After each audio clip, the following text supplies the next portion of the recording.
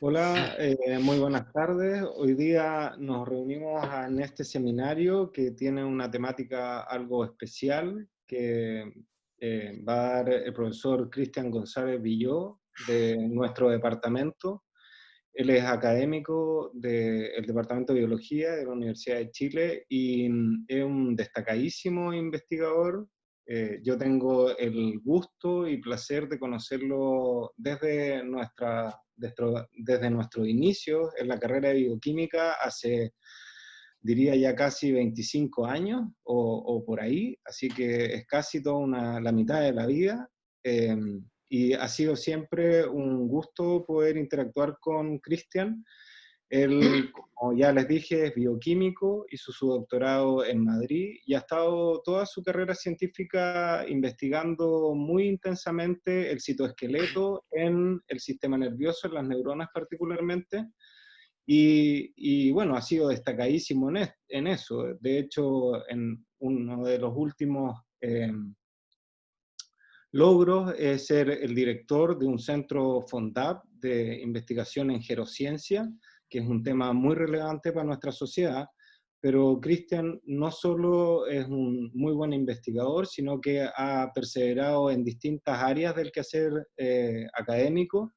Es director de una iniciativa que se denomina Ciencia 2030, en que la Universidad de Chile forma parte, que busca situar y mejorar la ciencia que se realiza en las facultades de ciencia en distintas universidades de nuestro país. Además, es miembro de un sinnúmero de comités editoriales de revistas, cumpliendo un rol fundamental en la selección y promoción de la ciencia. Eh, y bueno, ha formado parte de diferentes iniciativas. La última, o una de ellas, y que nos va a comentar en este seminario, dice relación con la evaluación de nuestro quehacer en investigación y distintos caminos que están siendo evaluados para este fin. Y no quisiera dejar de mencionar un reconocimiento que recibió Cristian recientemente, donde se hizo miembro asociado de la EMBO, que es la Organización Europea de Biología Molecular, una institución que tiene más de 50 años y que es líder en investigación en esta área en específico. Así que, habiendo dicho esto, para mí es un gusto presentar a Cristian y poder escuchar de este tema que es tan relevante para nuestro quehacer y en Chile, en la universidad y en distintas dimensiones en que nosotros actuamos, por ejemplo, en el Ministerio de Ciencia y Tecnología, etcétera. Así que una alegría y nada, muy bienvenido, Cristian, a este seminario.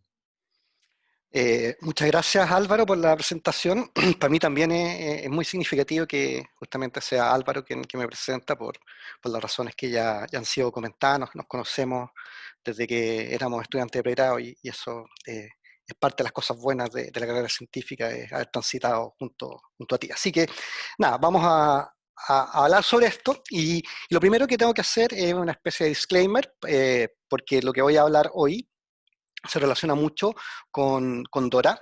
Y Dora es una iniciativa que nació al alero de la Sociedad Americana de Biología Celular el año 2012 y que empezó con la finalidad de empezar a discutir o a mirar de alguna forma si es que los sistemas de evaluación que actualmente o que en esa época se identificaban, la ciencia tenía, eran suficientemente robustos o si eventualmente había algunas dimensiones que necesitaban ser analizadas e iteradas en conjunto con los distintos involucrados en la vida o en la carrera científica para perfeccionarlo.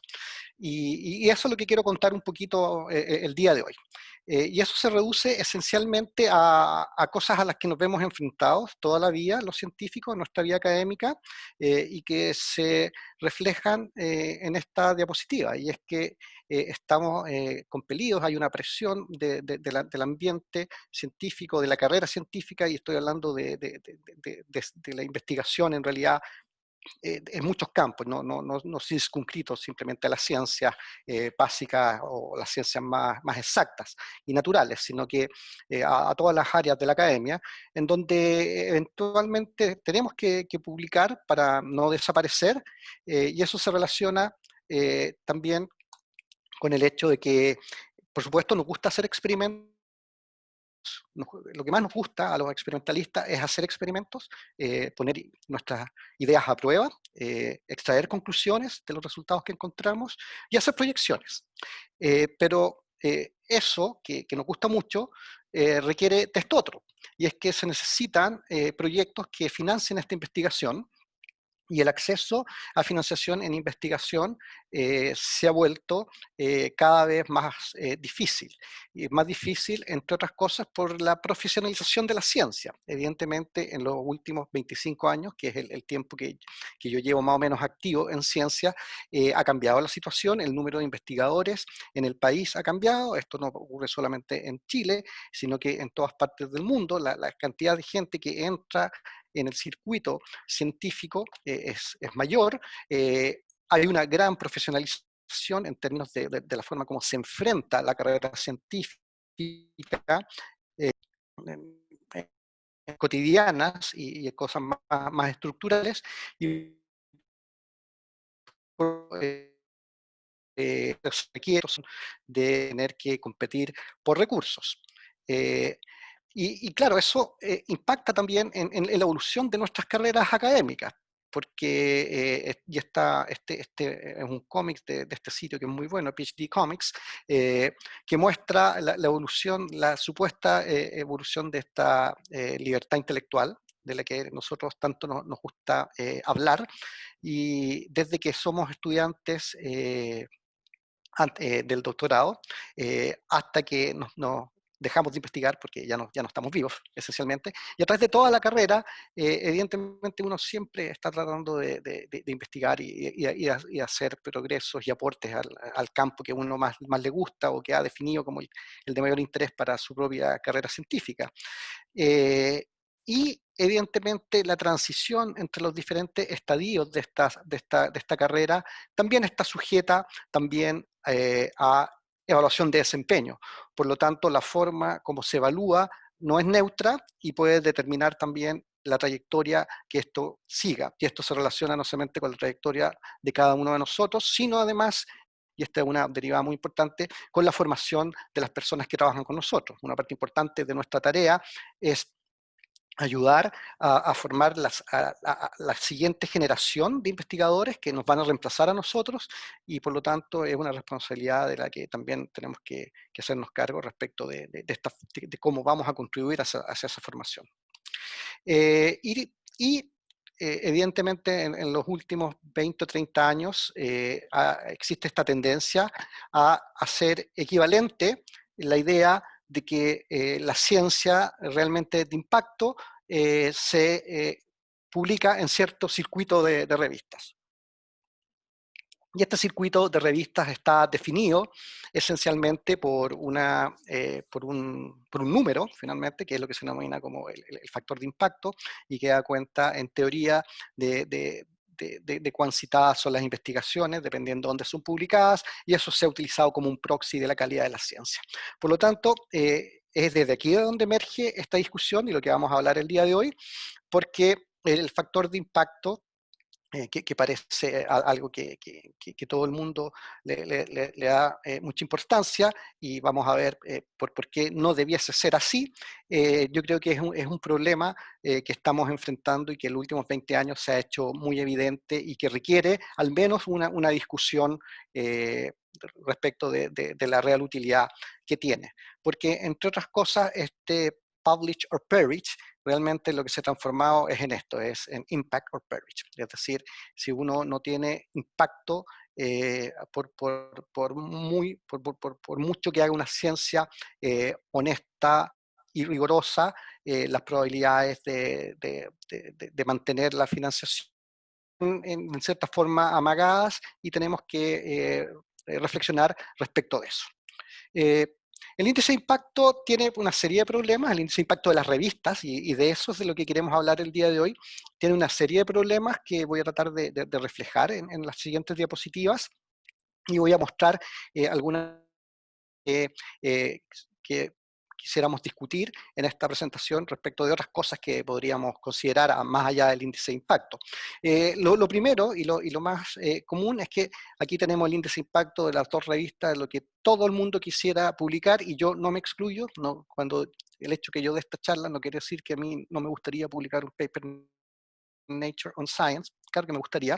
El índice de impacto de Nature y Science, que es 38 y 34, está contribuido evidentemente por el índice de impacto de todos los papers que se publican ahí, y lo que se ve es que hay un número de papers, que no es el número mayoritario, que son los que estoy mostrando aquí con el puntero, que son estos papers que son ultra citados. Y estos papers que son ultra citados realmente son los papers que explican mayoritariamente los índices de impacto de esta revista. Por lo tanto, la primera deducción que uno puede sacar, y tanto para Nature, para Science, como para esta otra, que es Plus One, en donde tenemos el índice de impacto acá, y la distribución del impacto de cada uno de los papers de esa revista, que se ve que está un poco más comprimida que lo que se ve acá. El impacto, la primera deducción que uno puede sacar, evidentemente, es que el índice de impacto de una revista no es equivalente al índice de impacto de un paper. Por lo tanto, ahí tenemos una primera, yo diría, un primer fallo en el concepto, porque intentamos atribuir que el índice de impacto de la revista refleja el índice de impacto de los papers de cada uno de nosotros, y eso posiblemente no es tan lineal como se plantea. Después, ¿qué otros problemas tenemos? Que evidentemente los índices de impacto son específicos de cada disciplina, son difíciles de normalizar. De hecho, cuando se normalizan, a veces emergen situaciones que pueden generar ciertas asimetrías entre distintas disciplinas, porque cada disciplina tiene su propia lógica de evolución, su propia lógica en términos de peso respecto del contexto global, y evidentemente una disciplina que tiene un menor número de representantes activos respecto a la comunidad general no tiene por qué significar que tenga menos impacto. Son dos cosas que no son copulativas finalmente. También el índice de impacto de las revistas puede ser manipulado, y de hecho eh, las revistas, hay revistas que han sido castigadas por eso, porque se ha identificado que han utilizado mecanismos que, siendo legales, no son muy elegantes para favorecer o para aumentar el índice de impacto de las revistas, y también porque la forma como se calcula las empresas que hacen esto tampoco es completamente abierto a toda la gente. Sin embargo, esto es lo que se usa actualmente, y se generan, gracias a esto, problemas que voy a describir a continuación. Miren, aquí tenemos un problema respecto a índice de impacto. Tenemos este paper, por ejemplo, que es un paper extraordinario. Yo no estoy hablando de la calidad del paper. El paper es extraordinario porque es una guía para trabajar con autofagia, publicado en una revista específica de autofagia, que es una revista muy buena además, en donde se publica investigación de primer nivel. El problema con este paper es que este paper, cualquier persona que haya publicado un artículo en autofagia, automáticamente se convierte en autor del guidelines, del paper de guía para trabajar o para monitorear la autofagia. Y eso quiere decir que este es un paper que a la fecha tiene sobre 2.500 autores aproximadamente, creo que ese es el número actual, y el que fue publicado el año 2012, hasta hace poco tenía 8.062 citas. Y en el fondo yo no digo que esté bien ni que esté mal, lo único que digo es que cuando alguien el currículum de dos personas y va a evaluar el currículum de dos personas, si hay una persona que trabajó en autofagia y publicó un paper en autophagy, esa persona, simplemente por el hecho de publicar en autophagy y estar en este paper, va a agregar 1.062 citas a ese currículum. Entonces, en una evaluación en donde simplemente miramos números, uno podría claramente tomar un candidato que tuviese un más 8.062 con un candidato que no tuviese ese más 8.062, y por ejemplo llegar a la conclusión que por el número de citas hay un señor que es mejor que, o una señora que es mejor que otro señor u otra señora, y eso es un problema. Con esto no estoy diciendo que este paper no debiese ser usado, no estoy diciendo que la gente que es parte, que es autora de este paper no debiese tenerlo en su currículum. Lo que estoy diciendo es simplemente que la gente que evalúa currículum debiese conocer de estas cosas y saber lo que significa estar en un paper que tiene 8.000 citas y 2.500 autores. También otro de los problemas es que hay gente que ha identificado cuáles son los dominios que emergen de la utilización del índice de impacto y, por ejemplo, está esta gente que tiene este software que se llama Publisher Page, y este software esencialmente cuando uno mira la publicidad que se utiliza para, para, eh, para que la gente lo descargue, porque no se paga, esencialmente te dicen que mejorar la forma como preparas el currículum para los comités de revisión, siempre involucrado, asociado al índice de impacto. ¿Qué otros problemas de la utilización del índice de impacto? Es algo que a los que son académicos de la Universidad de Chile les va a parecer lejano, porque nuestra universidad es una de las excepciones posiblemente en el país, en el sentido en que los no reciben compensación económica por publicar papers. Y en muchos otros sitios sí hay compensaciones económicas para publicar papers. Y este es un estudio que se publicó en Archives, que hizo la evaluación de qué ocurrió en China entre el año 1999 y 2016. Y esto es la línea negra, nos muestra la evolución del presupuesto para la evolución del número de papers a lo largo del tiempo, y las barras en gris es la evolución del gasto en ciencia y tecnología en China a lo largo de los años, desde el año 95 hasta el año 2013. No hay sorpresa en decir que si crece el gasto o la financiación en ciencia, crece el número de papers publicados. Por lo tanto, ¿qué es lo que decidió hacer el gobierno de China? El gobierno de China decidió establecer tres tipos distintos de universidades: las universidades que vamos a llamar ordinarias, un segundo tipo de universidades que ellos decidieron agarrar un número de universidades que eran aproximadamente 70 para meterlas dentro de las 100 mejores universidades del mundo, y luego un subgrupo de estas universidades decidieron moverlo a un nuevo proyecto que se llama el Proyecto Nuevo 85, que era el homólogo chino del Ivy League, que es un grupo de 8 universidades en Estados Unidos que clásicamente son universidades que vienen de la tradición educativa británica, que se ha reconocido como el sistema como más deseable, o grupo más deseable de universidades en Estados Unidos. Y lo que se observa es que cuando uno ve ¿qué es lo que ocurre en estos tres tipos de universidades? Se ve que en cada uno de estos tipos de universidades los autores reciben una compensación económica por cada uno de los papers que publican. Y, por ejemplo, si publican en Nature and Science, reciben $38,000, si publican en PNAS, 2.700, si publican en PLOS ONE, $401 si estás en el Tier 1, es decir, en el Ivy League. Si estás en el Tier 2, es decir, en el Top 100, es un poco menos. Y si estás en el Tier 3, es un poco menos, dependiendo evidentemente del tipo de paper. Por ejemplo, se publica en el Tier 3, publicar un PLOS ONE está siempre va a ser más recompensado que en el Tier 1, lo mismo para Nature y Science, pero siempre hay una compensación económica, y esto genera incentivos que son complejos. Yo lo voy a decir de esa forma, porque los incentivos que se generan no son convenientes cuando se paga por paper publicado, y en ese aspecto yo sí creo que lo que ocurre en la Universidad de Chile, yo estoy de acuerdo con aquello. ¿Qué más? También el sistema, el índice de impacto de las revistas se utiliza para contratar gente, para promover gente dentro de las propias universidades. Este es un estudio que apareció en eLife el año 2019, y en este estudio se buscaron una muestra representativa de universidades en Estados Unidos y en Canadá, y en este estudio hecho en Estados Unidos y en Canadá se buscaba explícitamente cuál es la mención que se hace respecto del factor de impacto de la revista en términos de las contrataciones y las promociones académicas. Y para ello, las universidades se clasificaron en tres tipos. Las universidades de tipo B son aquellas universidades que esencialmente enseñan hasta el nivel del pregrado. Aquellas de tipo M son aquellas universidades que hacen investigación, pero que no son no son las universidades que hacen la investigación más exhaustiva, son aquellas universidades que grados académicos hasta el nivel de magíster, y aquellas universidades tipo R son las que conocemos como universidades donde la investigación es intensiva, que en el fondo podría asimilarse un poco a nuestra universidad, la Universidad de Chile, estaría considerada como una universidad de tipo R para efectos de lo que estamos hablando el día de hoy.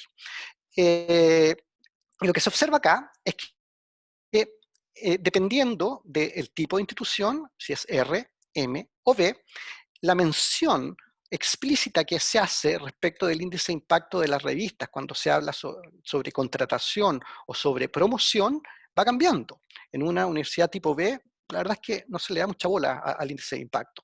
En contraposición, el 40% de las instituciones de tipo R hace una mención explícita respecto al índice de impacto de las revistas. No solo eso, sino que cuando se hacen estas menciones podrían ser apoyando la utilización del índice de impacto, podría ser dando una señal de warning respecto de que es algo que existe, pero que a lo mejor no nos gusta tanto, o ser más bien neutral. Y lo que se ve es que en general la mayoría de las universidades que utilizan el índice de impacto de las revistas dentro de sus sistemas de contratación y promoción, como que están apoyando la idea de que el índice de impacto es un buen discriminador. ¿Qué es lo que declaran estas universidades que el índice de impacto les entrega? ¿O cuál es la equivalencia? O cómo se baja la información del índice de impacto? Como calidad, como impacto o significancia, como prestigio, estatus, reputación. Esos son los conceptos que están asociados a publicar en ciertas revistas con ciertos números de índice de impacto. Y por lo tanto, de nuevo, volvemos sobre lo mismo. El índice de impacto de la revista no refleja necesariamente el índice de impacto de cada uno de sus papers. Cuando hablamos de estos clasificadores del índice de impacto que hace referencia a cuántas veces se cita un paper, tenemos que mover la discusión también a una dimensión que es bien interesante y que yo voy a gastar 2 minutos solamente mencionando esto, y es respecto de para qué investigamos y por qué investigamos. Porque la discusión, dentro de esta discusión muchas veces la pregunta es ¿para qué estamos investigando? Y este paper es un paper que emergió en la década de los 90, el año 90 en Science, que es un paper que ha sido utilizado para mostrar una posición respecto a este punto. Este paper esencialmente lo que decía es que aproximadamente el 55% de los papers publicados en EASY, en el Scientific Information System, el 55% de los papers después de 5 años no había sido nunca citado. Es decir, alimentando esta idea de para qué estamos publicando tantos papers. Y de hecho el año 2017 Nature hizo un feature especial respecto de la ciencia que nadie ha citado. Y si esto efectivamente es algo que existe y es un fenómeno extendido, porque entre 1990 y digamos los años recientes, esta es una discusión que no ha terminado. De hecho, no solamente no ha terminado, sino que vemos que en Chile esta discusión también permea. Lo que ven acá es un anuncio que apareció en CNN, en donde hablan acerca de una serie que se denomina Paradojas del Nihilismo, la academia, que esta serie expondría la muerte de las universidades y cómo las universidades mutaron en productoras de paper que nadie lee. Esta es una bajada de cómo la cultura chilena hace referencia a lo que estamos hablando. Y de hecho, esta discusión también ha servido para intensos debates, como el que se muestra acá, ¿no? Una pelea que salió publicada en The Clinic el año 2018, en donde se hacía referencia a este punto respecto de los papers que nadie lee. Entonces la pregunta es, ¿qué dicen los datos? Y los datos más o menos dicen que si uno toma todos los papers que se han publicado y va a ver realmente cuánto se citan, la verdad es que el escenario no es tan dramático como parecía en la década de los 90, en ese paper publicado en Science, y lo que se ve acá es que aproximadamente 9 de cada 10 papers a los 5 años ha sido citado al menos una vez. Estamos hablando solo sobre en una pregunta binaria, si se cita o no se cita, no del número, eso puede ser otra discusión. Y la verdad es que esto se ve en distintas áreas, ingeniería, matemática, biología, y se ve evidentemente que hay una tendencia en donde 9 de 10. Esto nos lleva también a una discusión que yo también quisiera revelar esto como parte de esta charla, porque incluso poniéndonos en el escenario que un paper no se ha citado nunca, aquí tenemos un ejemplo, este paper del año 76, publicado en Cytogen Cell and Genetics, que se llama Assignment of the Gene of Beta-2 Microglobulin to Human Chromosome 15. Este paper no recibió ninguna cita, y este paper, de hecho, bueno, sí está citado técnicamente en el Nature, en el estudio de Nature del 2017, pero hasta antes de eso no había sido citado. Pero este paper, a pesar de no haber recibido ninguna cita, no fue un obstáculo para que Oliver Smith, que es el autor de este paper, recibiera el Premio Nobel de Medicina en el año 2007 por encontrar o describir los de recombinación homóloga que son importantes para permitir la producción de animales transgénicos, que es una herramienta muy importante en biomedicina.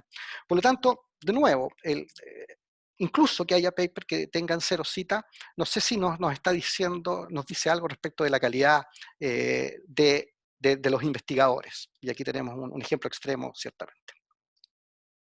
Es necesaria una declaración porque se mal utiliza entonces el índice de impacto para contratar, para promover y para generar recursos, para entregar recursos en los sistemas de financiación. Y por lo tanto, ¿qué es lo que busca Dora? ¿Qué es lo que buscamos en Dora? Tratar de eliminar el uso de la métrica basada en las revistas dentro de la evaluación, evaluar la investigación de acuerdo a sus propios méritos, esto requiere muchísimo más tiempo, evidentemente, y tratar de utilizar otras formas que no sean la mera salida de papers académicos como productos de la investigación. ¿Por qué? Porque es muy fácil dar a conocer la investigación a partir de papers y eso es lo que hacemos todo el tiempo, pero hay investigaciones que trascienden otras dimensiones y esas dimensiones cuando simplemente la estamos mirando en el contexto de el sitio donde un paper ha sido escrito, pueden quedar en la oscuridad.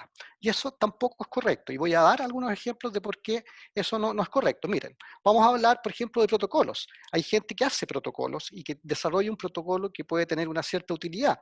Y de hecho, si uno mira y queremos simplemente utilizar las reglas, seguir las reglas del juego, es muy interesante porque los papers más citados en la historia de las publicaciones científicas, es decir, aquellos papers que tienen más de 100.000 citas, no son muchos. De hecho, hay 3 papers que tienen solamente más de 100.000 citas. Y esos 3 papers son, en primer lugar, el medalla de oro, es el paper de determinación de proteínas, hecho con el reactivo de Lowry, publicado en el año 51 en JVC, que si uno mira el índice de impacto, no es, no está dentro de las revistas que mucha gente considera como de mayor impacto. El segundo paper es el paper que describió la electroforesis de proteína en Nature del año 74, una revista que ciertamente sí la gente le conoce un gran mérito, un gran valor. Y el tercer paper, que tiene más de 100.000 citas, es el paper que se hizo para determinar la concentración de proteína utilizando el reactivo de Bradford o el método de Bradford, algo que se utiliza hasta el día de hoy. Esto fue publicado en el año 76 en Analytical Biochemistry, que de nuevo no es una revista que está dentro de las que están en esta zona de oro que hemos mencionado anteriormente. Por lo tanto, los papers metodológicos hacen un aporte y hacen un aporte tenemos que el número de citas que ellos tienen son muchos. Entonces uno podría decir un paper publicado en la revista Journal of Visualized Experiments, que es una revista que no tiene un gran alto impacto, pero que es tremendamente importante, porque ahí la gente no solamente describe los protocolos, sino que además sube un video de cómo se hace el protocolo. Y eso tiene un impacto súper grande respecto de la ciencia en general, porque está enseñando a otras personas cómo hacemos aquellas cosas en la cocina de nuestros laboratorios, de aquellas cosas que provocan los avances dentro de la ciencia. Hablamos de software. Por ejemplo, hace poco se cumplieron 25 años desde que se creó el software ImageJ, que es un software de manejo de imágenes que hemos utilizado muchas personas a lo largo de mucho tiempo. El software fue desarrollado por Wayne Rasband y no hay un paper histórico en una revista de alto impacto que describa el desarrollo de ImageJ. Sin embargo, ImageJ ha sido utilizado en más de 20.000 papers utilizando este software. Por lo tanto, ahí también tenemos una contribución que es muy importante para la comunidad científica y que no necesariamente equivale a la publicación en una revista de alto impacto. Después, los preprints. Los preprints es una forma muy actual de mantener o de comunicar la prevalencia de investigación o la prevalencia de un hallazgo. Es una forma en donde nosotros depositamos nuestro trabajo en un sitio para que reciba un Digital Object Identifier, un DOI, que permite hacer después el claiming de que uno fue el primero en descubrir algo, a pesar de que eso no esté publicado en una revista, digamos, con evaluación de pares, porque en un servidor de preprints no hay evaluación de pares. Entonces la pregunta es, ¿esto puede servir o no servir? Veamos qué dicen los datos. Espérense, me salté. Aquí está. Entonces, y los principales servidores son bioRxiv y ASAP.Bio. Entonces, ¿qué es lo que muestran más o menos los datos? Y aquí hay un paper publicado en bioRxiv, es un preprint, que analizó los 38.000 manuscritos enviados a bioRxiv, que es este repositorio, en los últimos 5 años. Y se mostró la tendencia de las distintas disciplinas que mandan preprints: biología celular, genética, microbiología, genómica, bioinformática, neuroscience. Este es el acumulativo y este es el número de papers que se suben por mes. Lo que se ve es que cada vez aumenta más. Y una discusión que emergió muy al comienzo de los preprints es si realmente los sitios de preprints eran sitios que eran utilizados por investigadores que tenían trayectorias consagradas o no. Y lo que uno puede observar cuando hace el análisis de estos 38.000 artículos depositados en los servidores de preprints es de a dónde provienen los autores que depositan su paper en estos servidores. Aquí tenemos las primeras 6 instituciones del total de 25, y son Stanford, Oxford, Cambridge, University of Washington en Seattle, UCL y UPenn. Por lo tanto, de nuevo, esto no es que instituciones que tienen una tradición en investigación científica son las instituciones que más están utilizando los servidores de preprints para comunicar sus hallazgos, a pesar de que estos son artículos que no están referiados por pares. ¿Cuántos de estos artículos son finalmente publicados como papers en revistas convencionales? Es parte de la discusión que ha habido en este tema durante mucho tiempo. Y aquí lo que se ve es que en estricto rigor, más o menos, más, como máximo hay como un 20% de paper o un 10% de paper que se quedan como preprints y que no son publicados realmente como revistas. Sin embargo, en el fondo, 2 de cada 3 papers terminan siendo publicados posteriormente en una revista. Por lo tanto, el uso del servidor de preprint, que es una instancia no evaluada por pares, no es equivalente a decir que esos trabajos posiblemente no vayan a adquirir o tener la calidad necesaria para posteriormente ser publicados en una revista. Eso es lo que indican datos. De hecho, aquí tenemos una muestra de las revistas en donde se publicaron la mayoría de estos artículos que fueron hechos en este estudio, y ahí están, ahí pueden ver ustedes los títulos, y son revistas en donde nosotros podría Colorado posiblemente de tener un paper en alguna de esas revistas. Por lo tanto, se ve de que la utilidad de los servidores de preprints y la utilización de preprints puede ser una estrategia que es de interés. De hecho, este artículo que apareció en bioRxiv el 2019, finalmente este año, el año 2020, ha sido un artículo que está publicado en eLife, y la gracia de este artículo no solamente los autores hicieron la descripción que yo estoy mostrando, yo estoy haciendo un resumen de la descripción. Por supuesto, el artículo es mucho más completo porque es un metaanálisis, sino que los autores además hacen disponible todos los datos abiertos para cualquier otra persona que los quiera leer o utilizar. Por lo tanto, esos datos están disponibles. Es una dimensión distinta respecto a la ciencia que no solamente hace relación a cómo publicamos, sino que también qué hacemos con los datos. En este caso, los datos quedaron disponibles. Y la última mención, que se me había saltado la diapo acá, es también que nuestra investigación puede tener otras salidas, y puede tener salidas que impactan sobre la sociedad o impactan sobre políticas públicas y que no necesariamente se vean reflejadas en paper. Y aquí hay 2 ejemplos súper bonitos que aparecen en este paper que se publicó el año pasado, que son los siguientes. Hay unos investigadores en la India consiguieron desarrollar un polímero en nanotecnología, un polímero químico hecho en base a nanotecnología, que se podía aplicar en los árboles, en los frutos, en el packing o en los containers de los mangos. La India es el principal productor de mangos del mundo, según lo que dice este artículo, no puedo asegurarlo yo, pero este artículo lo dice, pero el problema es que aproximadamente el 40% de la producción de mangos de la India se perdía durante el transporte a los destinos.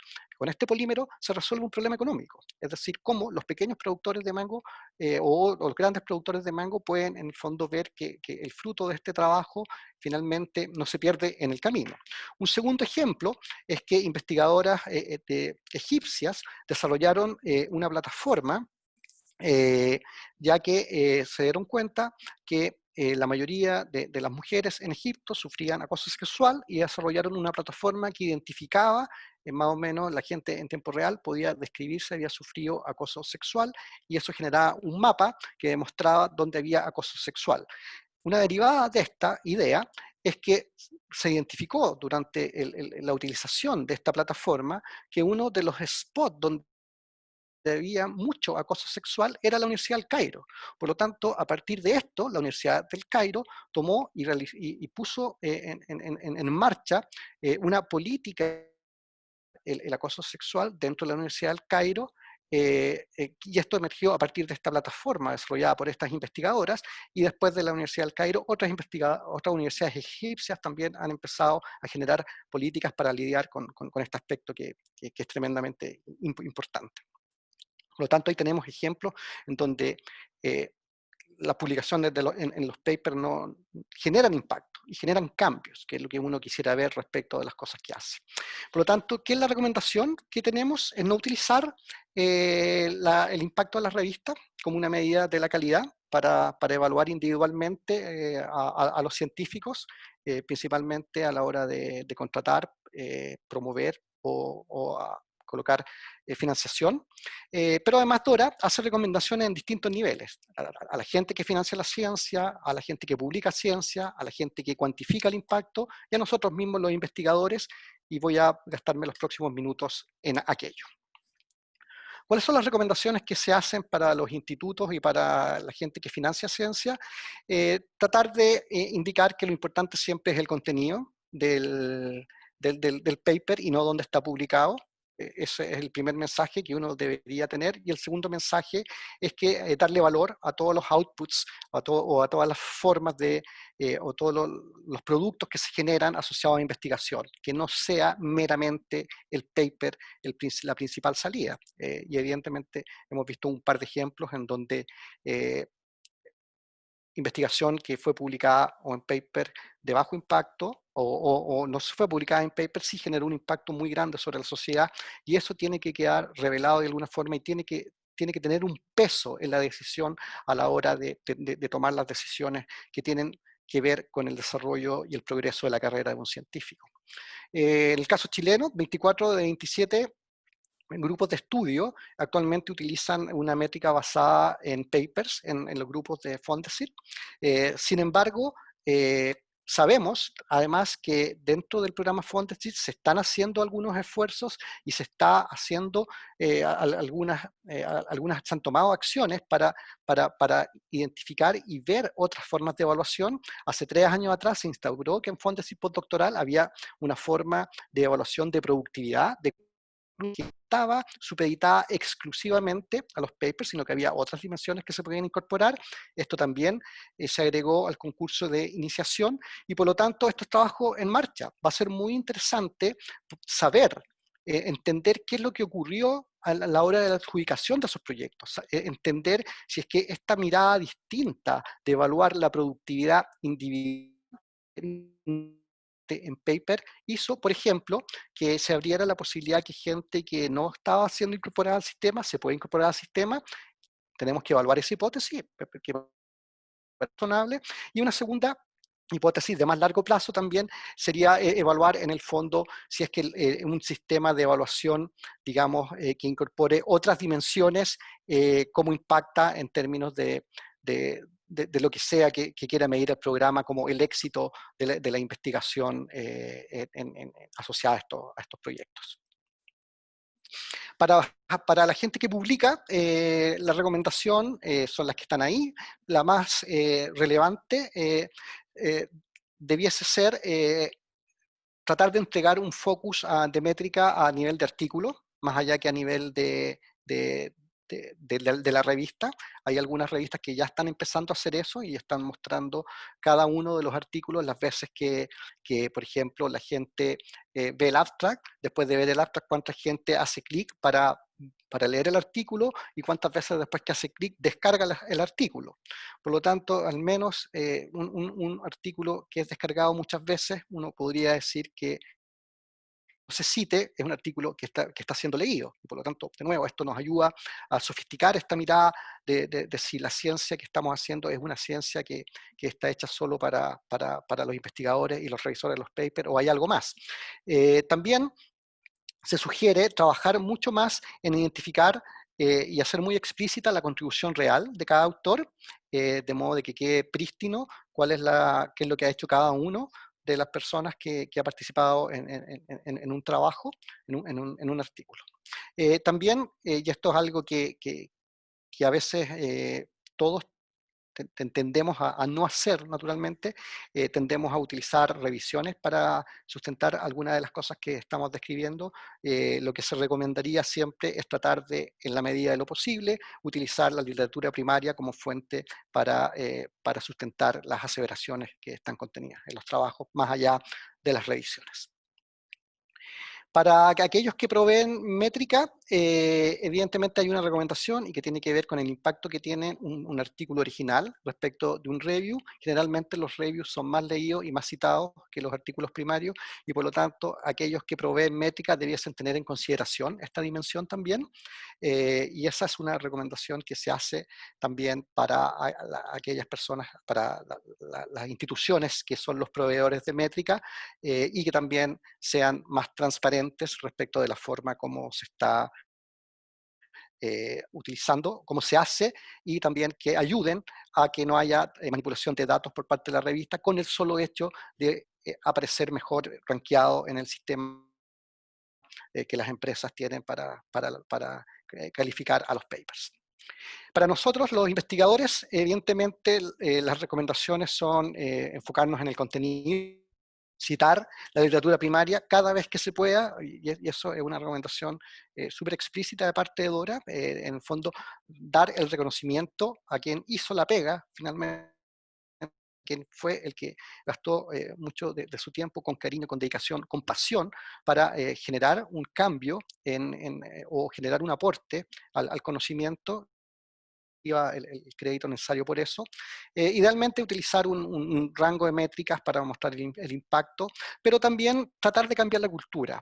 Y esta parte es quizás la más compleja, no es muy sencillo convencer al resto de la gente que no utilizar el índice de impacto de la revista es una buena idea. Entonces, nada, mi sugerencia es abrirnos a discutirlo en la medida que sea posible y que queramos hacerlo de forma de ver si es que es posible este cambio cultural. Estos son los milestones de Dora y de otras iniciativas. Dora nació el año 2012, tal como comenté anteriormente. El año 2015 apareció en Nature el manifiesto de Leiden, que es otra iniciativa que emergió en Europa, Dora principalmente en Estados Unidos, pero que busca más o menos los mismos principios en términos de evaluación científica y es tratar de, finalmente, ambas iniciativas, tanto Dora como Leiden, están bajo el paraguas de lo que se denomina tratar de mejorar la evaluación de desempeño científico o al menos convencernos de que, que lo sigamos haciendo porque estamos convencidos que es lo mejor. El año 2018, Dora ya, digamos, puso los pantalones largos, estrenó su sitio web y tiene un par de comités que voy a mencionar hacia el final. El cambio ya se está produciendo, ya hay algunos pequeños ejemplos respecto de cosas que han ido pasando. Por ejemplo, en UT Southwestern Medical Center en Dallas, cuando se va a contratar a una persona, las personas que van a ser contratadas, lo primero reciben un cuestionario todo el mundo el mismo cuestionario de las preguntas que se le van a hacer en la ronda. Las personas que pueden participar en la entrevista son todos los académicos del departamento, no hay un comité de todas las personas reciben el currículum y todas las personas que quieran apuntarse a revisar el currículum de esa persona o participar del proceso de cada una de las personas que está postulando ese cargo, simplemente levantan la mano y son incorporados. Y posteriormente, cada uno de ellos, de las personas que colectivamente se seleccionan para, para llegar a las instancias finales, tienen que tener además una especie de defensor. Un académico dentro del departamento, en esta universidad, ejerce como un promotor de cada uno de los candidatos que llega a la ronda final, de modo de que también, en el fondo, en la discusión, todo el mundo tenga gente que le apoye y todo el mundo tenga gente que pueda contraponer ideas respecto de la calidad o la idoneidad de uno u otro candidato. Aquí tenemos otro ejemplo, el Charité University Hospital en Berlín.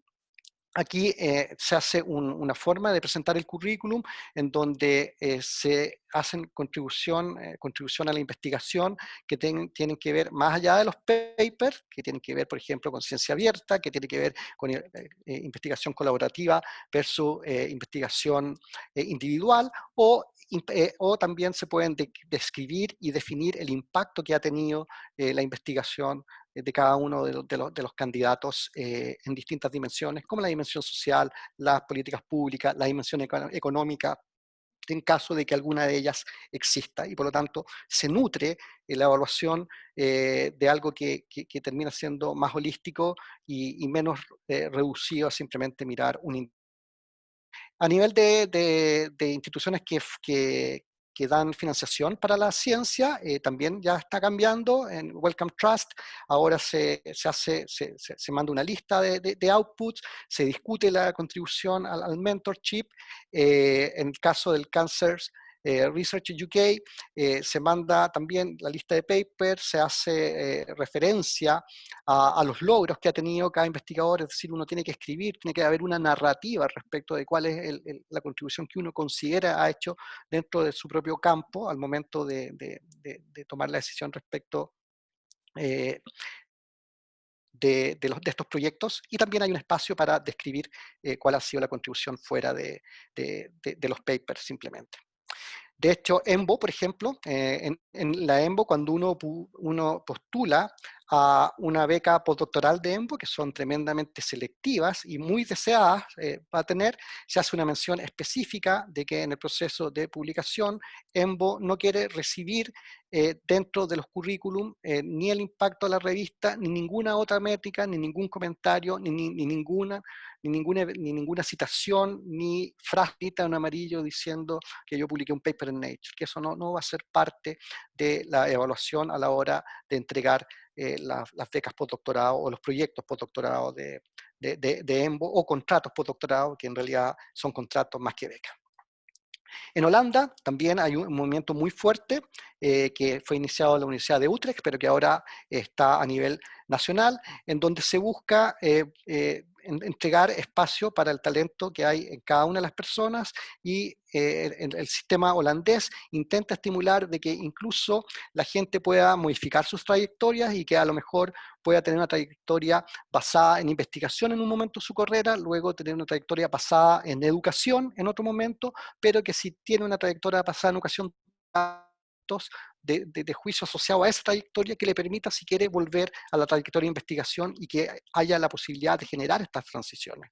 De modo de no tener esta idea de que a lo mejor todas las personas tienen que hacer todas las cosas todo el tiempo, sino que a lo mejor las personas pueden ir haciendo algunas de las cosas en compartimentos a lo largo de su vida académica y pueden ir moviéndose de una a un caso que lo quieran. Si hay una persona que quiere estar toda su vida publicando paper, por supuesto que también podrá seguir haciéndolo. También en Holanda se está discutiendo mucho respecto del balance de la ciencia individual versus la ciencia colectiva, y que tiene que haber un buen balance respecto de la evaluación de cómo contribuimos cada uno de nosotros, no solo en nuestra investigación, sino que la investigación en equipo.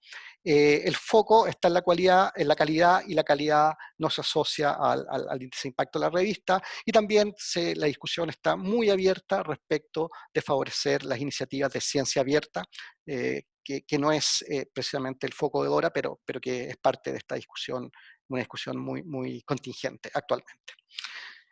Voy ya casi terminando. El Howard Hughes Medical Institute, de nuevo, una de las instituciones también en donde se entregan fondos de investigación de largo plazo, se entregan fondos de investigación de 7 años renovados.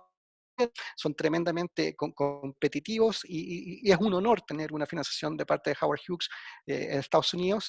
Howard Hughes también se hizo estas preguntas: ¿cómo podrían mejorar la forma en que los son evaluados, reconocidos y recompensados, y cómo se puede disminuir esta influencia corrosiva asociada al nombre y las métricas de algunas redes. Y lo que está haciendo actualmente Howard Hughes al momento de evaluar las aplicaciones que recibe es que simplemente hay que mandar 5 papers, nada más, y es los 5 papers que uno decir por qué son sus 5 mejores papers. Es decir, tiene que entregar un resumen de cuál es la contribución que cada uno de estos papers ha hecho al programa, ha hecho a la ciencia, y cómo esas contribuciones determinan el impacto o la contribución, en realidad, más que el impacto, la contribución que el proponente pretende hacer financiado bajo el esquema de Howard Hughes Medical Institute. De hecho, una cosa que es interesante es que si los papers no están publicados todavía, cuando uno manda una aplicación a Howard Hughes, puede enviar un preprint, así que no solamente el paper lo que cuenta a la hora de evaluar estos 5 productos, lo que describe el Howard Hughes que cuenta ahora, lo que es importante es la evaluación de expertos, estos 5 artículos críticos y los logros que haya hecho el candidato en el pasado, que es un buen predictor de lo que puede hacer en el futuro. Lo que no cuenta es el número de papers, donde los papers han sido contados y la cantidad de financiación que ha tenido.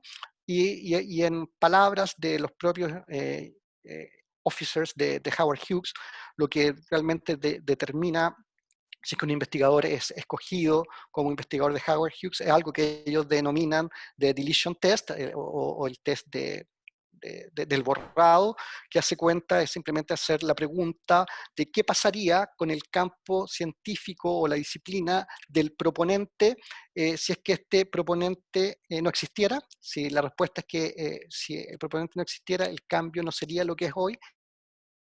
Eso es un buen indicio respecto del tipo de investigador que Howard Hughes anda buscando, y si en la prueba del borrado del campo sigue exactamente igual, bueno, no sería un tan buen de Howard Hughes.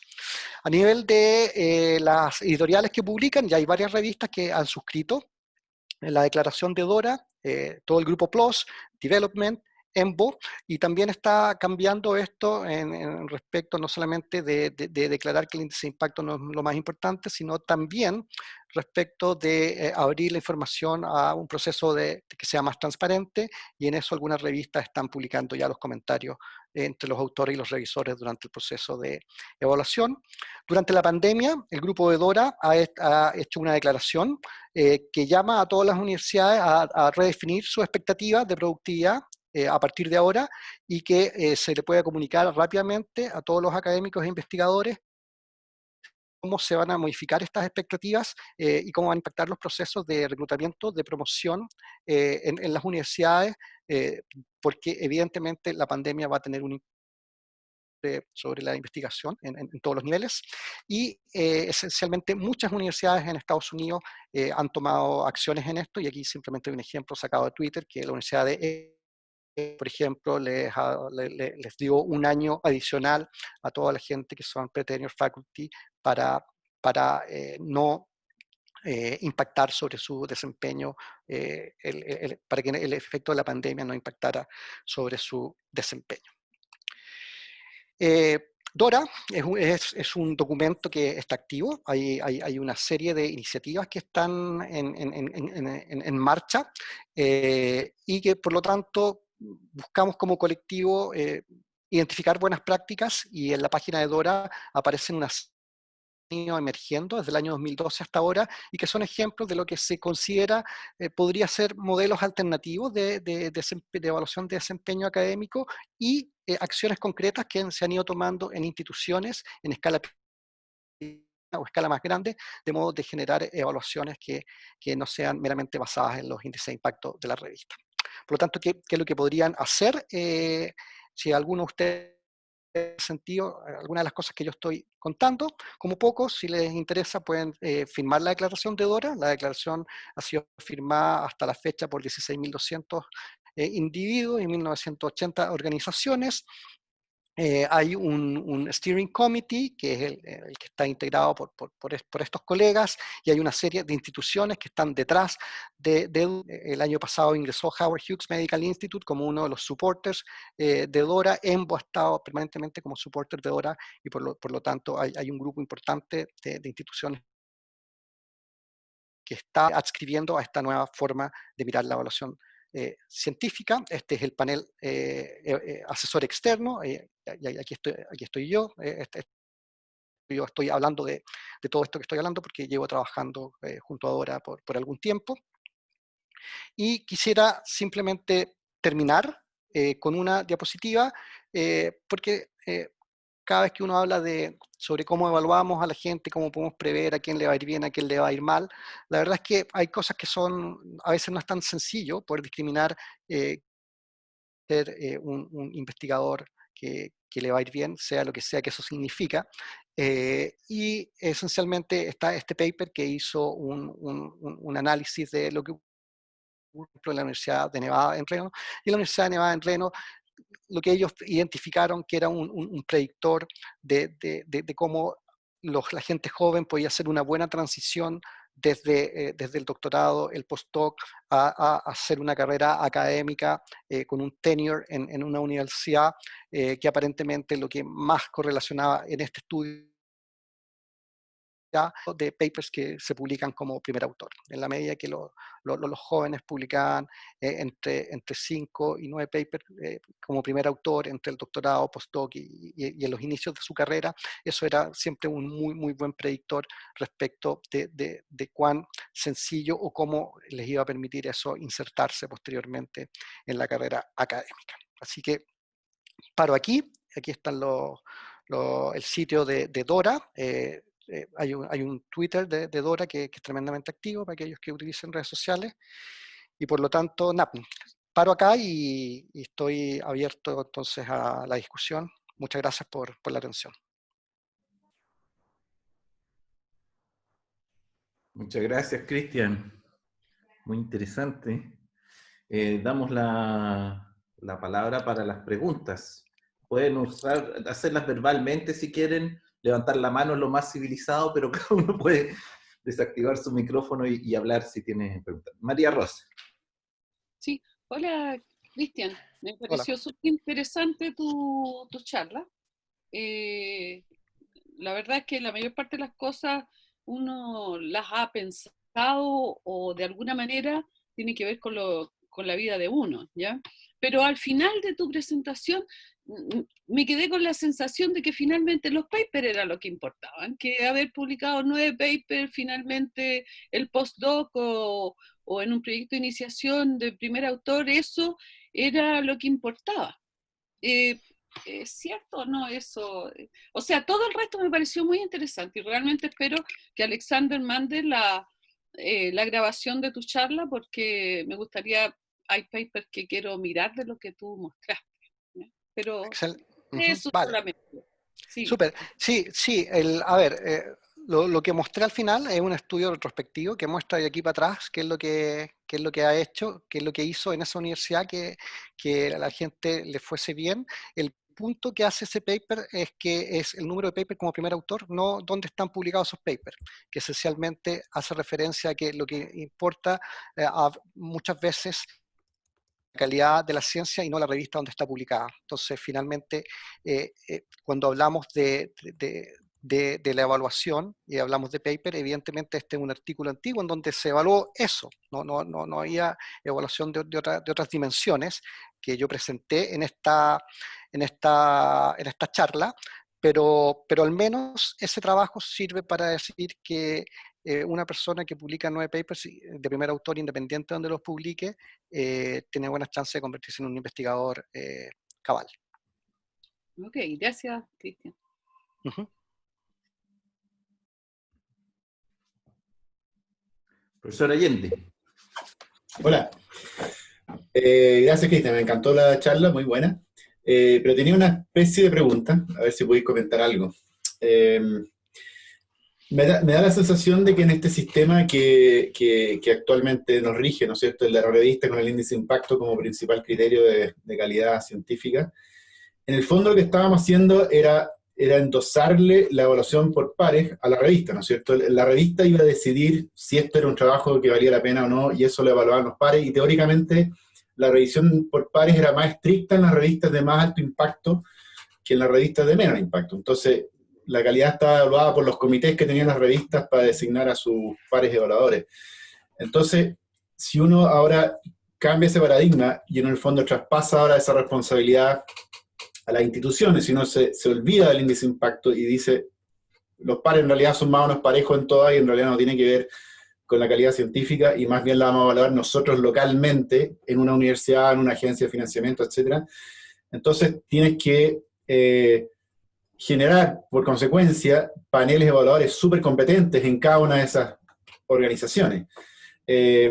Entonces, en el fondo, lo que me preocupa un poco es cómo se hace ese traspaso en el cual le estábamos depositando esa confianza a las revistas y nos ahorrábamos toda esa pega, y ahora la pega más bien tiene que hacerse con mucha más conciencia, por así decirlo, en cada una de las instancias de evaluación, ¿ya? Entonces, es una pega que se repartió ahora por todo el universo de organizaciones, instituciones, agencias de financiamiento, etcétera.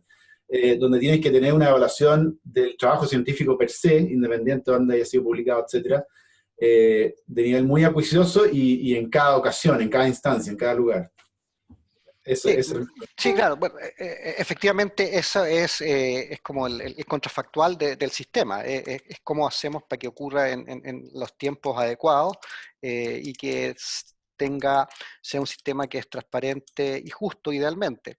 Y evidentemente ahí la sugerencia, yo te puedo mencionar lo que se hace, algunos de los ejemplos que he ido dando. En el fondo, lo que se ha hecho entonces es que al momento de evaluar a las personas, no evalúes todo lo que ha hecho, sino que cada uno te diga qué es lo mejor que ha hecho y que te explique por qué es lo mejor. Y de esa perspectiva, quienes tengan que tomar esas decisiones van a poder contrastar, porque la evidencia va a estar ahí, los papers van a estar ahí, los papers se van a poder leer, uno puede leer un paper y uno puede identificar si es que el paper es un aporte o sustancial o es simplemente incremental en algún área, y por lo tanto existen ahí mecanismos que podría utilizar. Son mecanismos que evidentemente requieren un esfuerzo y una dedicación que es un poco mayor, eso es indudable, pero esa es justamente la discusión. Y de hecho yo también quiero hacer ver algo que hemos discutido mucho dentro del grupo de Dora, y es que esencialmente lo que se está proponiendo cuando uno dice queremos buscar mecanismos distintos, formas distintas de evaluar, también no estamos diciendo que sea lo que sea que se llegue va a ser mejor que lo otro. Lo que estamos diciendo es que sea lo que sea que se haga, pensar periódicamente, para estar seguro de que la forma como lo estamos haciendo es la forma que permite discriminar de mejor forma, más transparentemente y más justamente las distintas dimensiones de la carrera académica. Hay una mano de Andrés Marcoleta. Hola, muchas gracias, Cristian, por la presentación súper interesante. Respecto a la publicación de preprints, ¿tú sabes si hay alguna política o si es que ha trascendido que después al momento tú de querer publicar ese artículo en una revista ya revisada por pares, se considera, por ejemplo, el impacto o el nivel de citas que tuvo ese trabajo a nivel de preprint como un input que podría también decirnos algo de qué tan, cuál es la contribución de este trabajo? Es una buena pregunta a la que yo no tengo una respuesta ahora, porque hay esa pregunta estaría en un contexto en donde uno asume que uno manda el preprint en un minuto X y que manda el paper a la revista un tiempo después. Lo que ocurre en la práctica, y yo voy a hablar por la casuística que yo conozco, yo he mandado preprints y conozco mucha gente que manda preprints, y lo que nosotros hacemos cuando mandamos un preprint es que lo depositamos en el servidor y desde el servidor tú aprietas un botón que te permite enviarlo a la revista en el mismo minuto. Entonces el paper está en paralelo en el servidor y en evaluación en la revista, y por lo tanto, finalmente lo único que uno hace con eso es mantener la prevalencia sobre el descubrimiento, que es para lo que principalmente se hicieron los servidores de preprints. Gracias. Y una segunda consulta. ¿Cómo metemos en toda esta ecuación o panorama que has descrito factores, por ejemplo, como si preferir o no publicar en revistas que son open access, o cómo también son las distorsiones que introducen al sistema el alto costo de publicar en revistas open access, y también la misma particularidad del proceso de revisión por pares, que también tiene sus vicios? Ciertamente, cuando hablamos de Open Science, finalmente se introduce una dimensión que es relevante, entre otras cosas, porque los mecanismos actuales de Open Science es una Open Science donde siempre hay un APC, ¿no es cierto? Hay un costo que el autor paga por publicar el paper en esa revista y que es un costo alto. En el fondo, en vez de pagar quien lo quiere leer, paga el que lo publica anticipadamente. Y en el fondo eso también genera una simetría. Si uno quiere generar un esquema en donde la diversidad también sea un componente, en donde la ciencia que no se hace en el norte simplemente sea la ciencia de impacto, esto puede generar barreras de entrada también. Por lo tanto, Science es una idea que es muy buena y que en estricto rigor el hacer accesible los datos, el hacer accesible las investigaciones para todas las personas, entre otras cosas porque la ciencia la mayoría de las veces se financia con los impuestos de las personas, por lo tanto es justo que la gente pueda acceder a los resultados de esas investigaciones. Puede tener consecuencias que van en esta otra dirección, y no digo que no haya que hacerlo, pero digo que no es llegar y aplicar y hay que meterle cabeza también a cómo se implementa. Gracias.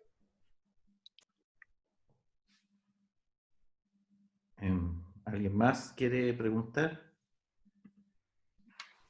Yo quizás quisiera hacer algunos comentarios sobre algunas áreas chicas, porque, por ejemplo, ahora fue todo un revuelo que se hizo una recolección de firmas y qué sé yo, por la revista SoKiss, que la habían eliminado del EasyWAS porque tenía demasiada autocitación. Y es una revista más que nada taxonómica. El tema ahí con la taxonomía es que la biodiversidad tiene como una importancia específica, ¿no? Porque cada uno de esos organismos nuevos para la ciencia es una posible nueva cura, un recurso, digamos, ¿cierto? Nosotros, como biólogos más que nadie, sabemos cuántas de las cosas que usamos estaban ahí, puestas por la evolución, ¿cierto? Entonces, por el tema de preservación de biodiversidad, aunque estas revistas son como muy técnicas, de un área muy pequeña, especializada, digamos, ¿a quién le va a interesar los escarabajitos no sé cuánto, las plantas? Son sumamente penalizadas bajo todos los sistemas, tanto las citas totales en cuanto a generar un número objetivo para evaluarlas, ¿cierto? Porque, estoy sin video. Digamos, uno quisiera también que existiera algún tipo de parámetro numérico involucrado. Ahí está como todo el gran problema, quizás lo que hablaba Miguel también, ¿no? ¿Cómo nos aseguramos si vamos a hacer comisiones, digamos, bien inteligentes? ¿Cómo nos aseguramos que sean inteligentes, que no se mafioseen, etcétera? En decir, este trabajo vale más que otro. Entonces, quizás la cosa va por valorar más dimensiones, ¿cierto? Y esa, por ejemplo, un ejemplo. Te doy otro ejemplo. El área Evo-Devo. En ninguna revista del área Evo-Devo levanta la cabeza mucho más allá de los 3 puntos de impacto, ¿sí?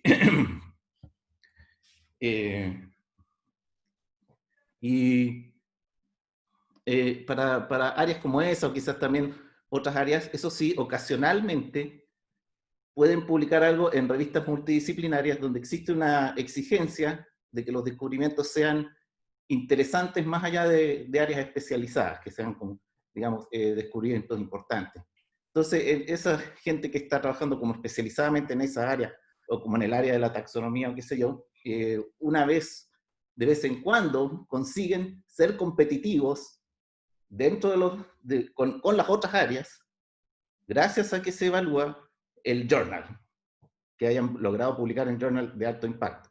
Eso también puede pasar a veces cuando se evalúa un currículum. Me encantó eso de evaluar 5 artículos solamente, y no currículum, pero a veces cuando se evalúa el currículum, también el bajo H puede reflejar la juventud del especialista o el tamaño del área del especialista. Y en esos casos también a veces esa gente de áreas poco populares, digámoslo así, pero que ocasionalmente hacen descubrimientos de gran importancia, pueden entrar a la competitividad. Generalmente son perjudicados, y tampoco les perjudica el journal de alto impacto, es muy rara vez que logran, pero a veces logran entrar en esa competitividad gracias a que se valora el journal donde se publicó. Entonces mi pregunta es, ¿se puede seguir valorando, digamos, si nosotros conseguimos valorar más dimensiones, quizás todavía podemos rescatar un efecto positivo de valorar el journal?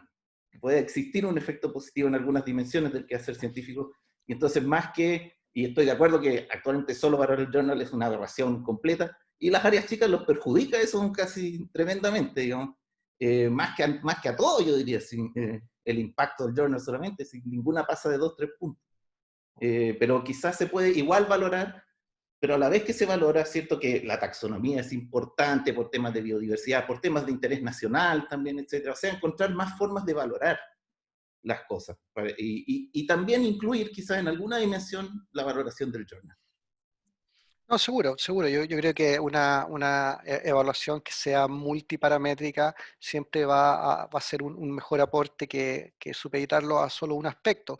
De hecho, yo tampoco, en el fondo, no es quitarle méritos, quitarle importancia o desvirtuar la publicación en revistas científicas. Sí, por supuesto que la publicación en revistas científicas tiene su propio fin, en la forma como los científicos comunicamos nuestros hallazgos, y eso es algo que debe ser estimulado. Por lo tanto, no es para quitarle importancia a los papers, estas otras cosas, sino simplemente a lo mejor porque en los sistemas en donde hay que asignar recursos, a veces, muchas veces ocurre que terminas ahí con un grupo de personas que si uno mira una única dimensión, están muy comprimidas, y si incorporas nuevas dimensiones, a lo mejor esa compresión no es tanta. Es una hipótesis simplemente, y uno ahí podría buscar formas de poder distinguir a algunos investigadores. Por lo tanto, yo creo que es importante. Y respecto a lo que decís de las revistas más especializadas, ciertamente, o sea, yo diría que cuando hay una revista súper especializada, y yo también, yo trabajo en citoesqueleto, y hay una revista que se llama Citoesqueleto, que tiene un índice de impacto que es más o menos bajito, es considerado una revista de índice de impacto, yo diría a medio bajo, pero es una revista que además tiene una tremenda tradición, porque en el fondo Cytoskeleton es la revista que antiguamente se llamaba Cell Motility and Cytoskeleton, es una revista que tiene muchísimos años y que lleva mucho tiempo dando vuelta, y que, bueno, no, uno publica ahí, y el punto es que a lo mejor Cytoskeleton, no todo el mundo que publica en Cytoskeleton lo hace como elección primaria, sino que hay gente que manda papers ahí simplemente porque quiere apoyar, quiere mantener la revista viva, cree que los lectores de Cytoskeleton es la gente que realmente puede tener las ideas que uno quiere diseminar. Nosotros hemos tenido una experiencia muy bonita con un, ¿cómo se llama?, con un meeting de citoesqueleto que yo organizo cada 2 años, en un sitio de citoesqueleto de neurona, que organicé durante 10 años, en realidad, pues ahora ya paré de hacer eso, y lo que hacíamos es que efectivamente publicábamos números especiales en la revista Cytoskeleton, y estaban los mejores exponentes de la gente que publicaba, simplemente sus papers de datos, a lo mejor los publicaba en la revista de mayor impacto, por decirlo de alguna forma. En esas ocasiones publicaban todo el mundo revisiones en Cytoskeleton. porque la comunidad de Cytoskeleton es la comunidad en donde, por supuesto, uno esperaría que es donde la revisión que tiene este elemento aglutinador de perspectiva histórica, de compartir ideas que pueden ser un poco más disruptivas, es ahí donde está el venue para que la gente que más le interesa el citoesqueleto pueda leer esas ideas. Y por lo tanto ahí no importó el impacto de la revista. Y esos papers evidentemente son súper citados y está súper bien para la revista, pero el fin no fue otra que entregarle a la comunidad de gente que le interesa este tema estas ideas, que pueden ser a veces muy disruptivas para que las puedan revisar. Eso echamos la broma que el que no haya publicado en revista de bajo impacto no puede ser genio, porque significa que sus ideas son muy convencionales. Quería hacer un comentario, una anécdota también en Google Scholar. ¿Aló? Carola, tu micrófono es muy ruidoso, te lo voy a silenciar un segundo porque mete mucho ruido. Una de mis citas, un paper que yo tengo que tiene como 7 citas, de un día para otro apareció como mi paper más citado con más de 90 citas. La mayoría de papers que estaban citando otra cosa un año anterior a la publicación. Lo terminé eliminando porque era una distorsión tremenda todo mi currículum en Scholar Google, que es algo que nos pidieron en algún momento del departamento que armáramos un currículum. O sea, ahí el comentario es que ResearchGate no he visto condoros o cosas así de ese tipo. Ahí uno puede ir más fidedignamente a las citaciones, quizá un poco menos que las de Google, pero no te inventa 90 citaciones de la nada. Ese comentario nomás. Hay un Alejandro Roth, profesor Roth. Caballero, gracias, Cristian. Oye, muy interesante la charla, muy estimulante también. Estaba pensando varias cosas a la vez. Por un lado, esto también sería cargo de este problema que tenemos, que son las revistas depredadoras, o sea, estas revistas que nos tapizan de solicitudes de publique aquí por algo. O sea, a nadie le interesaría publicar al final en una de estas si lo que estamos contando no son número de artículos en sí, aparte de estas cosas. Pero lo que estaba pensando también, bueno, me distrayendo, pero ¿cómo implementar esta nueva manera? ¿Cómo lo llevas a cabo? Porque además tienes gente que salta en distintos lugares, o sea, que publica en un lugar, que publica en otro, que colabora, que hace distintos trabajos. Entonces, ¿cómo se implementa esto? No, bueno, claro, en los detalles es donde está el diablo. De nuevo, no hay, de hecho, posiblemente no haya una receta que uno pueda aplicar a rajatabla, porque, por ejemplo, lo que se hace en University of Texas funciona bien para Texas, pero no sé si funcionará bien para el Departamento de Biología de la Universidad de Chile. Yo creo que en el fondo el desafío es tratar de identificar cuáles son las limitaciones que tienen la forma prevalente de evaluar desempeño y tratar de identificar evaluaciones que sean justas. Y yo diría que el gran punto que uno debiese apuntar es tener evaluaciones que sean transparentes y que sean justas. Y los caminos van a ser diversos, no va a haber solo un camino. Por lo tanto, la invitación siempre es a que las propias comunidades puedan discutirlo. Hay universidades, no sé, hay una universidad en Cataluña que tomó los principios de ISO, armó mesas de trabajo en donde preguntó desde los estudiantes de doctorado hacia arriba y para buscar cuáles iban a ser los mecanismos de evaluación dentro de ese eran las dimensiones que debían incluirse, y se llegó con una comisión de trabajo que recopiló toda esta información y a partir de eso se empezó a construir. Entonces, los mecanismos van a ser diversos y van a reflejar las realidades locales también.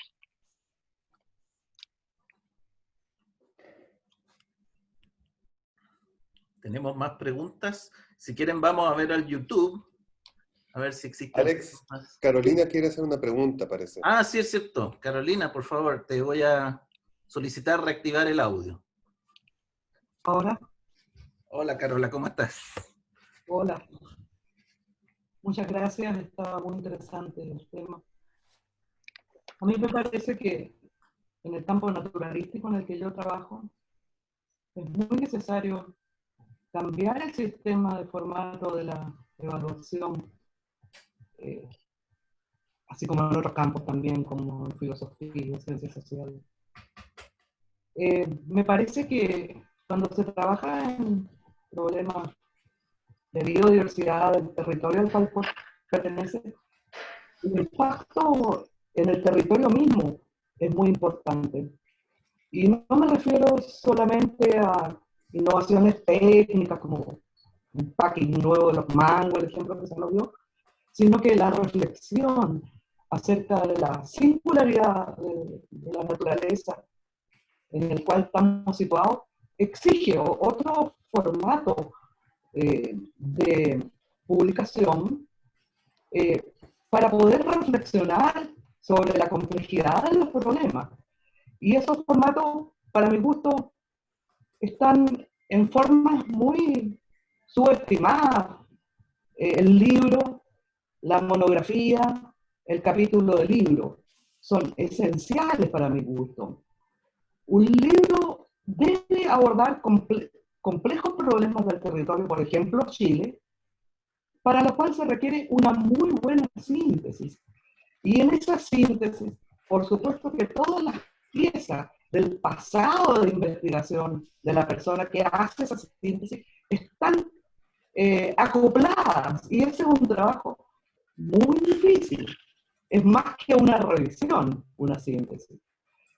Esto tiene un gran impacto en la investigación naturalística en Chile, no solamente en la formación docente, sino que de los estudiantes, sino que también en la formulación de hipótesis bien arraigadas en los problemas nacionales.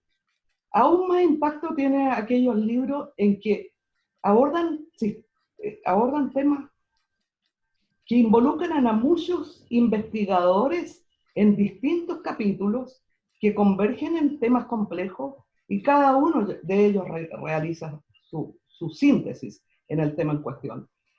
Para mi experiencia como naturalista, eso es lo más importante en lo que se refiere a impacto en la investigación del territorio. Eso promueve la reflexión sobre los problemas complejos del territorio. Lo digo por mi propia experiencia, en que esa síntesis, algunas monografías, me han impactado de tal manera que me han perseguido durante toda mi vida, digamos, aquellas cosas que se plantearon y que uno va dilucidando y comprendiendo poco a poco en su investigación y que por supuesto va formulando en paper más conciso, en revistas que son más internacionales y que para mi gusto no son el meollo, digamos, de lo importante en lo que realmente uno puede entender como impacto nacional en la investigación de la biodiversidad, de la evolución y de la, digamos, historia de los problemas de la naturaleza donde uno habita. Eso tal vez sea el punto de vista de un naturalista, ¿no? No, es relevante, de hecho, cuando uno mira también, no sé, otras áreas del conocimiento, la humanidad y las artes, en la humanidad y las artes, si bien los papers en revistas indexadas son valorados, tienden a ser menos valorados, por ejemplo, que los libros. Y yo creo que, de nuevo, esto tiene que dar cuenta de que la evaluación de desempeño académica es una evaluación que también tiene componentes asociados a cada disciplina y es algo que ha salido recurrentemente durante esta discusión. Y es que evidentemente distintos problemas o distintos sujetos de estudio pueden representar ciertas singularidades y esas singularidades en alguna parte tienen que quedar explicitadas. Si en el fondo lo que uno quisiera es que todo el mundo pueda ser evaluado con una óptica que sea más o menos equivalente para cada uno. Y por lo tanto, ahí también hay que sofisticar y optimizar la forma de hacerlo para que efectivamente esto sea considerado y una posibilidad, no sé, cuando uno piensa en cosas naturalistas podrían impactar sobre la forma como se están produciendo alimentos, podrían impactar en las decisiones políticas que se tomen respecto de qué cosas se van a hacer respecto al cambio climático, y simplemente utilizar libros o capítulos de libros o monografías que sustenten generación de una política pública, como puede ser un proyecto de ley, por ejemplo, debiera ser considerado, porque eso es un producto que está incidiendo directamente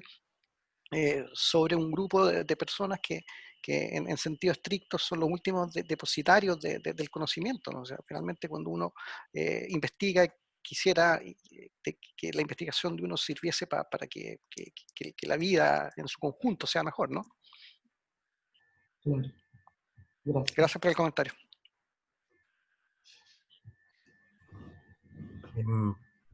Voy a ver aquí el YouTube. A ver si hay. Aquí dice Vicente Oliva Galleguillos. Me quedé con el gráfico final. ¿Qué se le puede recomendar a un estudiante de doctorado hoy en día para terminar siendo exitoso en una eventual carrera académica? Sí, yo diría que a un estudiante de doctorado mi única recomendación es que pueda publicar su trabajo como primer autor. Un trabajo, dos trabajos, lo que sea. Cada tesis es un mundo distinto y cada tesis va a generar productos que son distintos entre ellos, pero lo que no se puede perder de vista es, en el fondo, el liderazgo que uno puede mostrar, y cuando uno es joven, el liderazgo finalmente lo muestra publicando un paper como primer autor, al menos en las ciencias biológicas, que es lo que yo conozco más de cerca, y por lo tanto la recomendación siempre va a ser esa, no solo, e intentar a partir de esa publicación o a partir de esos resultados, estar siempre en contacto con otras personas y tratar de hacer global el alcance de esa ciencia. Mi recomendación para todas las personas jóvenes que en la medida de lo posible traten de participar de eventos científicos internacionales, que en esos eventos científicos internacionales puedan revelar de forma muy consistente y con mucha propiedad lo que ellos están haciendo y cómo lo que ellos están haciendo se enmarca dentro del big picture, posicionar dentro del big picture lo que uno está haciendo y por qué es importante, tratar de convencer a la gente por qué es importante la dimensión que uno está abordando. Y eso que lo hacemos todo el mundo, todo el tiempo, deben hacerlo también los estudiantes durante su formación.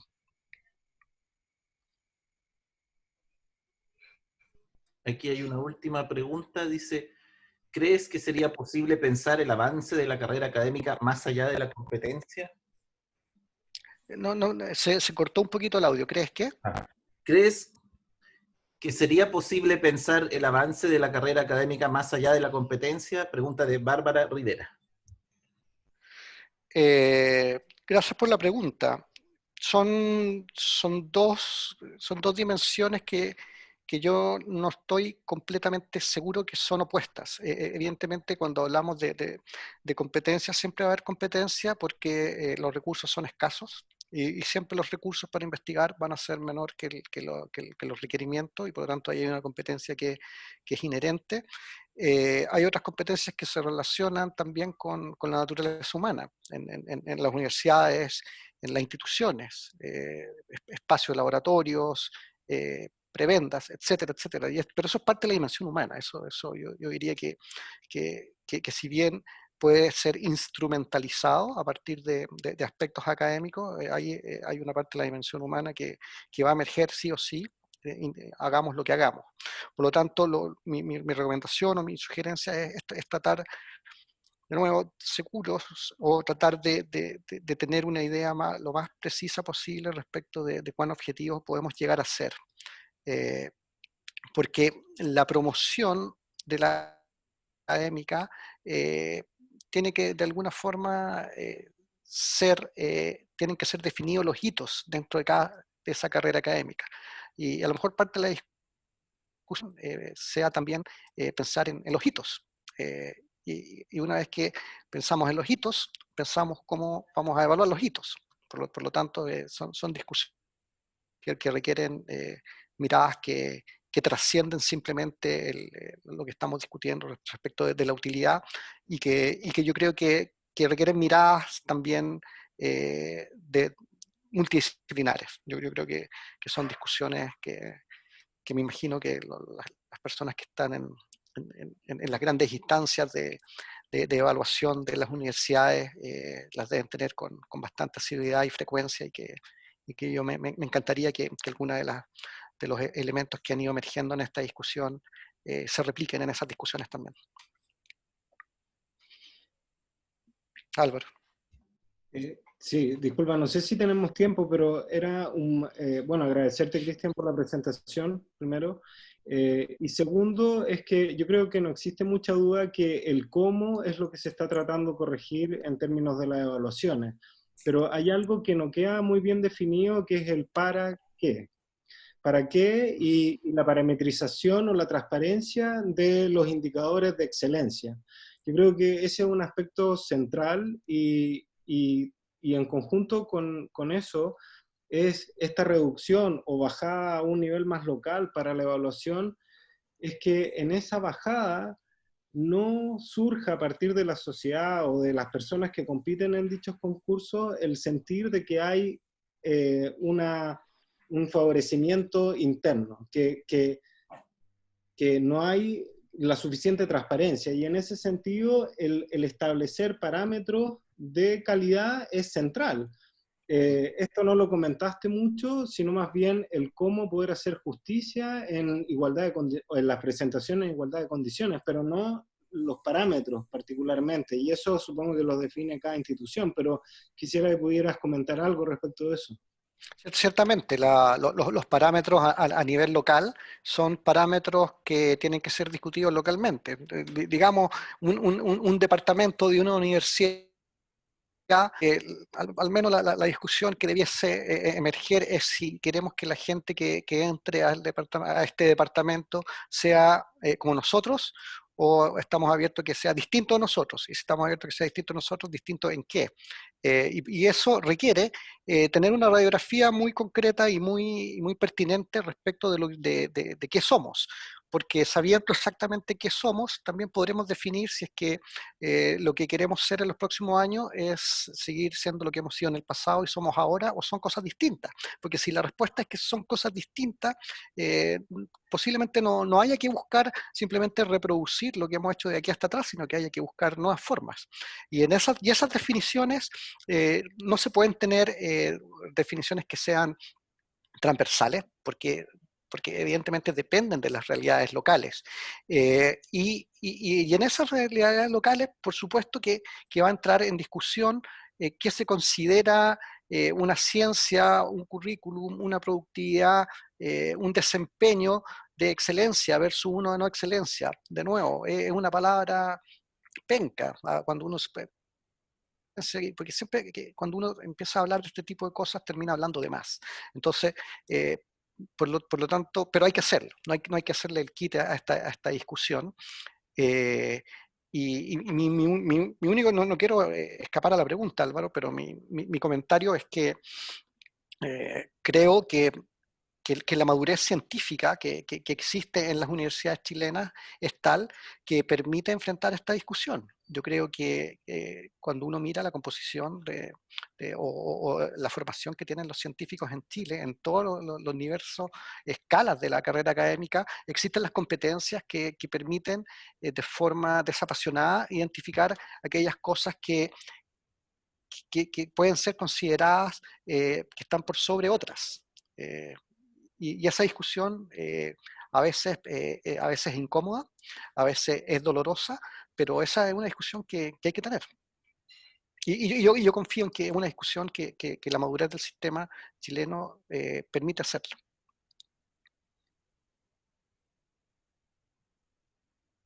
Ok, ¿les parece entonces que demos por finalizada la sesión? Ok. Muchas gracias, Cristian, por haber preparado este muy informativo. Muy informativo. Gracias a todos y por la paciencia. Bueno, nos pasamos un rato. Gracias. No hay problema. Chao, todo el mundo. Chao, nos vemos. Chao.